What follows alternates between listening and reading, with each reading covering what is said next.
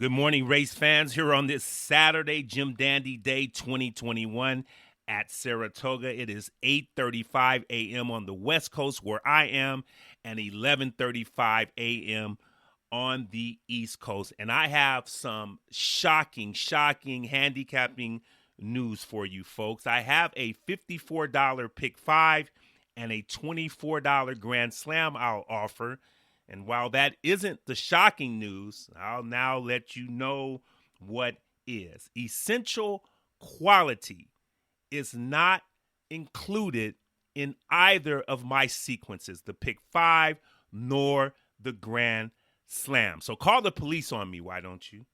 But I do have a good reason, and I'll let you know what that is coming up on Thoroughbred Ticket next. Welcome to Thoroughbred Ticket. We're playing the exotics like trifectas, superfectas. The pick 3, 4, 5, and 6 will become that much easier. Rushing to handicap multiple races? Well, your host will save you a bundle of time. And now here he is, the self-proclaimed expert handicapper, Mr. Kenneth Moultrie.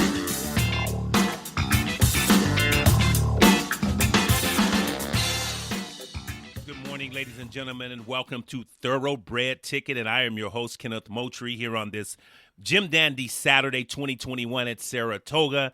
Obviously, the major prep for the Grade 1 Travers Stakes to be run Saturday, August 28th.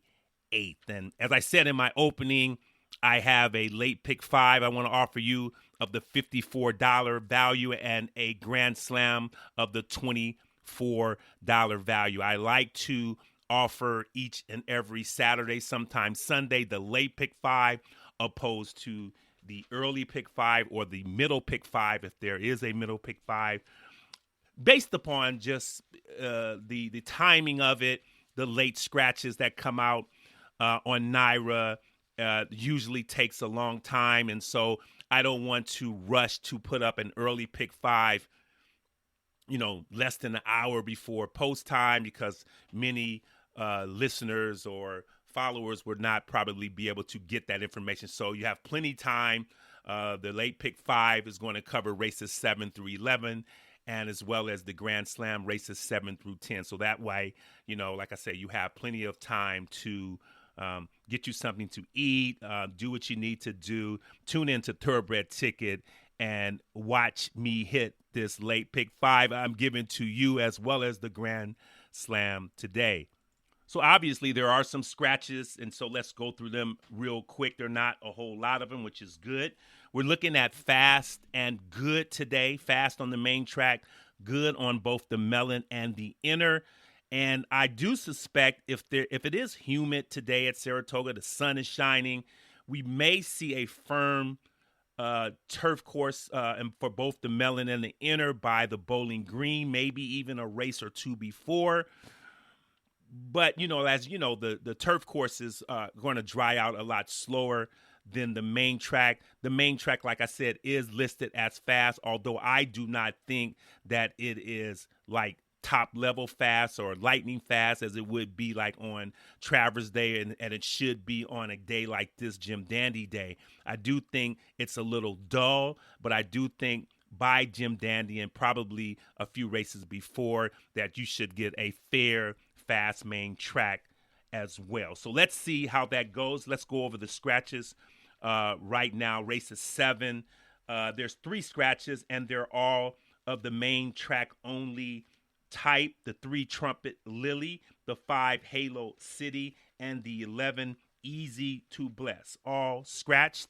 Main track only entries. That's a mile on the inner. So that is the reason for that. 8 are going to run so far in today's 7th. On to race 8, the Grade 1 Vanderbilt. 8 or 9 are signed up. 9 are going to run. There are no scratches, and that is good. However, in the Jim Dandy, we got a scratch this morning of the 6, the outside horse Risk Taking. I made a very, very interesting comment about risk taking on my Jim Dandy preview show yesterday. Please feel free to listen to that. Not going to matter today, but I do think if this colt isn't injured in any way, you will probably see him in the Travers Stakes coming up, like say at the end of August. So risk taking is out. A field of 5 in the Jim Dandy. No show wagering. So that is how that one is going to go. Race 10 is the grade 2 Bowling Green, mile and 3/8 on the inner. And there are no scratches there as well. Now we're looking at a field of 8, which is a good thing. In race 11, a mile and a 16th on the melon. There are 10 are going to run. There are scratches. One of the horses I did like, Hydroglyphics. The 8 is out, as well as the 12 Patriot Drive, a horse I didn't like, but that horse is out too, and as well as the 13 enter for main track only. Villainous is out. So the 8 Hydroglyphics, the 12 Patriot Drive, and the 13 Villainous are out, leaving a field of 10, closing out the late pick 5. So let's get right to it. Let's go on to the race 7. A mile on the inner. 8 are going to run. I am using 2 here for the pick 5 as well as the Grand Slam. So let me start in post position order. The 2 Invincible Gal is a 3-year-old filly by Invincible Spirit, trained by Grand Motion and written by Johnny V. Johnny V, we all know, he's very, very cold right now. He's not getting the mounts.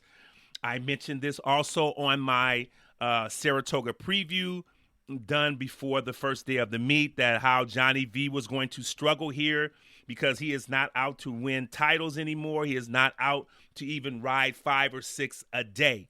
He is looking at his mounts very, very carefully. He is not even a lot of times riding first call for Todd Pletcher anymore. However, in this situation, he's on a filly who has a very, very big chance, Invincible Gal, who is adding blinkers today. She actually broke her maiden at Saratoga here, going sprinting on a good track, which is similar, at least so far to start, of today's course. Now, in that particular race, she didn't break too good. She broke pretty toward the end of the pack, but then was rushed up, ended up sitting third, second most of the way, and then Johnny V, who rode her that day, pushed her home for the win. Now, she's had some other race. She was in the Breeders' Cup Juvenile Fillies when she was, obviously big odds there. Wasn't too disgraced. She's only missed by 7 lengths, although she finished 11. But she does have some good races on the grass on this type surface, which is listed as good. In the Tepin at Aqueduct, she was second by a length. And on a yielding track at Pimlico in October last year, in the Salima, she was second, missed by 2 lengths on a yielding surface. So I think Invincible Gal getting blinkers today. I think Johnny V needs to have her a little closer today. She was the beaten favorite last time in the Tepin at Churchill. So everything looks right. She has a good post, a good shot to get be forwardly placed with the blinkers today. And I look for a big run from the 2 Invincible Gal. The other horse I'm using in this leg is the 6 Secret Time. This is a 4-year-old filly trained by Danny Gargan and Tyler Gaffleone, who is having a wonderful start to the meet, will ride. Now, Danny Gargan took over this filly after her April run at Keeneland, where she was the beaten tepid favorite in a high-value allowance race. Now, what I like about this filly is Danny Gargan has had her eye on her, and he's basically had 3 months to kind of set her straight. And you can tell by these turf works at Saratoga that she has, and there are 4 of them, although they are not lightning fast. Most turf works are not. But Danny Gargan has very, very good numbers on the turf at 26%. The blinkers added are modest at 15%. And the layoff, the first-time trainer, when Danny Gargan takes over a runner like this, he is a whopping 35%. So we're looking at a horse, a filly, who is going to be ready to run. We are not looking for this to be a prep today. We're putting Tyler Gaffley on her, and she is going to be ready to run. I expect her to be more forwardly placed than her running lines in the past show. And so Secret Time is actually the horse I like on top best. However, obviously, I'm going to use both the 2 Invincible Gal and the 6 Secret Time. Race 8 is the Grade 1 Vanderbilt running at 6 furlongs. It's a $350,000 purse. A good full field of 9 are going to run. And I'm also using, you know what? I was going to use 2 horses in this race, but I changed to 3. And the other horse I put in there was Whitmore. So let me get to that in a second. So I'm going to start with Mischievous Alex. Safi Joseph trains this colt by Into Mischief, who ran against Eccletown in the Allen Jerkins on Travers Day last year. And although he was very, he had a lot of trouble. He went wide. I remember that race. He was very, very ranked. But after that, came back and was very, very sharp down at Gulfstream. Won the Grade 1 Carter at Aqueduct. So coming back in the Met Mile against Silver State, I really like the run that this colt put in. I think these 2 Saratoga works on July 20th of a 59-4 and a 48-3 breezing. I think this colt is going to be primed for a big run today. And Irad's going to ride. And so, like I say, there's just pluses all in his corner.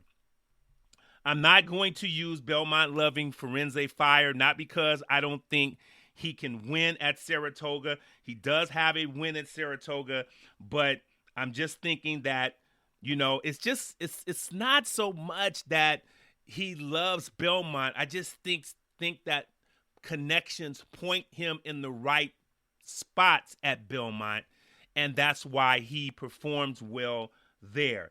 So he's got 3 in the money finishes here at Saratoga with the win.